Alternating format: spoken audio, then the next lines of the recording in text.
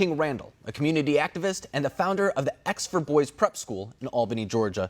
So, King, I first want to get really your broad type of take on this. I mean, oftentimes our institutions are good at certain things. You know, the U.S. military, don't get me wrong, I mean, they're the best in the world at what they do. But oftentimes there's a conversation about whether certain things should be taught at a school, at home, anything like that. Do you kind of have concerns about where certain values, for example, are instilled in institutions as opposed to maybe schools or at the home?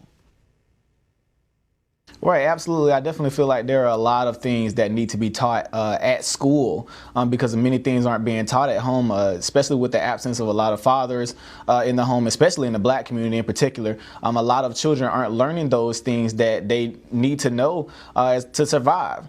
Just simple things such as changing a tire, changing a light bulb, changing the ceiling fan, how to change your oil, how to kill an animal and skin it for food. I mean, these are things that I believe that need to be taught to young men in particular, but also things need to be taught to young women as well. And the failure of our school systems at teaching those things that these children need to know, knowing that their parents are absent in their lives, I definitely think our school systems are failing in that area. I think you're exactly right. I mean, for example, I've never learned how to, when I was growing up in school, I never learned how to write a check or really budget or anything like that. Things that, I mean, everybody should be able to learn how to do. I mean, it's something that you're going to be able to use every single day of your life. And as opposed to, you know, I remember saying it in math class, like, when will I ever use this formula in my life or anything like that? That's not to say we shouldn't take math seriously, right. But I mean, sometimes there are practical things that we can instill. And I know that you're looking to do just that. You have an extraordinary objective right now with the school that you're looking to do. Can you really break down exactly what this is, this new endeavor? Absolutely. Well, most people know me by the X for Boys. I have an organization in Albany, Georgia. We teach young men the different skilled trades. We also teach them how to read. Our program also has a 0% recidivism rate. Every child that's come to our program from jail has never been back. I'm 21 years old now, and I just began this program when I was 19 years old. I've been taking children from the juvenile justice system, keeping them in my home. I had some bunk beds. I put them in my living room, and I wanted to make sure that these young men actually had a safe space and a place to be able to learn how to read and do these things. But we were able to defeat the stereotype that young Black men in America are not able to do certain things because somebody's holding us down. We were able to defeat the stereotype that, you know, we're young Black in America and that we can't do anything. I'm 21 years old and every child under me is a teenager, and we went out and did work, and we actually bought a full school campus, 36,000 square feet, 25 classrooms, and we just bought a school bus as well. We want to make sure that in one of the poorest cities in America, which is Albany, Georgia, that we still can make something happen. We want to make sure that young Black men are able to see that you can get up and go and do something. So me being young, I just wanted to make sure that they are able to see possible, because it is possible. If somebody's holding us down, we're allowing them to. And if we do believe that somebody else is holding us down, why do we keep asking the same system that we do believe is holding us down to help us out? Why not go start something for yourself? Why not help your own community? I mean, that's amazing. Well, I mean, that's the only word that I can think of when you're explaining exactly what you're doing. And you're exactly right, because that is something that you need to instill at a younger age. I mean, it's harder to really get people to break bad habits later in life, and especially at an age such as 21 or just around that age. It's developmental. That's where you really build character. You build the type of life lessons that you take with you for the rest of your life. So what has the response been? Have you had any pushback, for example? Has anyone been upset about that? Or would you say that it's mostly been pretty positive up to this point?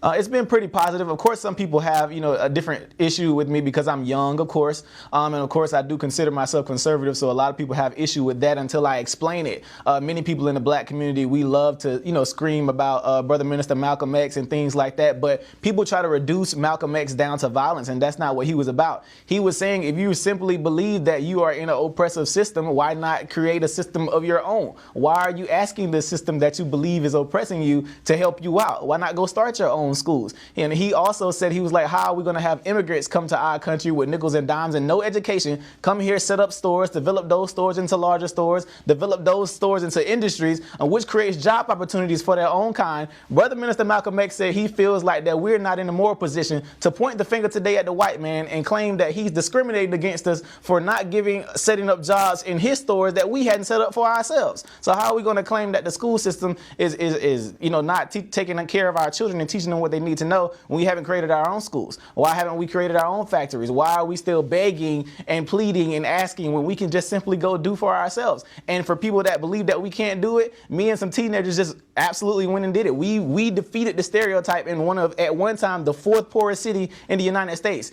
Crime rate super high. Our poverty level is super high, but we still went and made it happen because we believe that instead of asking politicians for anything, instead of begging the government for anything, I'm not asking Donald Trump for it. I'm not asking President Joe Biden for it. We're not asking any politicians around our communities for anything, because as long as we keep asking them for stuff, our communities are going to remain in turmoil. I mean, if we keep expecting things from politicians that we didn't raise in our communities are going to remain in turmoil. So if we do these things for ourselves and go and help our children, because ever since we began our program and watching these children change their lives and watch them get off of probation and watch them stop smoking and watch them, go take care of their children. We have children being molested. We have children dealing with incest. We have children dying every day in our communities, but there's no rah-rah hoopla about children being stabbed, murdered, beaten, raped every day in our communities. But there's this rah-rah hoopla about the oppressive system when we're oppressing ourselves. I think you're spot on. It's the idea of achieving equality through equity, what you're talking about right now. I mean, if you were able to, for example, build up your own business, do things on your own, you really don't have to rely on the government or other people or anything like that. In fact, it's a way of really creating a start for yourself in a way that nobody can really take that from you. I think that's very well said. And King, before I let you go too, I want to make sure that you get all the assistance you can get, because this is such an important endeavor. Is there anywhere that people can go to really get involved or help out, or at least learn more information about your program? Absolutely. Our website is thexforboys.org. That's THEXFORBOYS.org. And of course, you can follow me on all social media at New Emerging King to see everything that we're doing, everything that we have planned, and also things that we'll be doing in developing our school. We are having to renovate it right now because we just purchased the location from our school system, actually, where we live.